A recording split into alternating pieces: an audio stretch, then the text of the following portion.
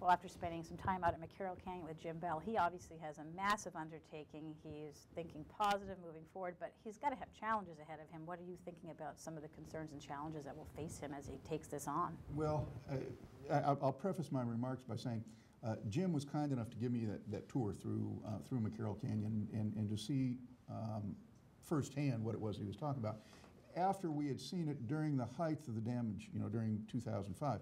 So 2 issues come to mind. One is, and he was the first to admit it, he says, we have this plan, but we're likely to encounter issues that we don't anticipate. I mean, you dig through Palos Verdes geology, and as we know here, you could encounter something that wasn't necessarily on your list of issues.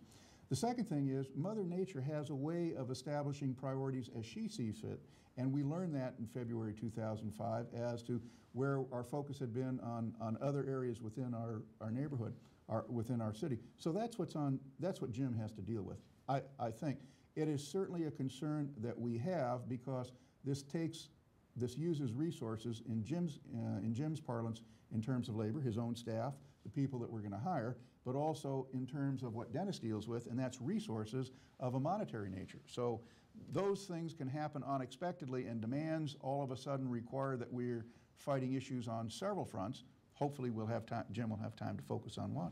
But they still, nevertheless, as we enter the wintertime seasons, we have to be concerned about what it is we don't know. Right, we won't get into talking about staffing, but I know he mentioned he has 10 people in this department, so he's got a lot to do with 10 people. Yes. What about your thoughts from a financial point of view, any things that you could be roadblocks in the future for this project? Or? Yeah, I mean, the project is about to go out for bid. Okay. So we don't know what the final bid results are going to be. We don't know what the final cost is going to be. Let's hope there aren't any surprises. We don't anticipate any. And once this is all done, the agreement's signed with the contractors, we all have to realize it's a construction site. So there is going to be noise. There are going to be some limitations, for access from time to time. But, I'm encouraged. I mean, this neighborhood, this community has been very supportive of this project, and we'll all work together. All right. With that note, we're going to take another quick break, come back with some final thoughts on the McCarroll Canyon Storm Improvement Project. Don't go away.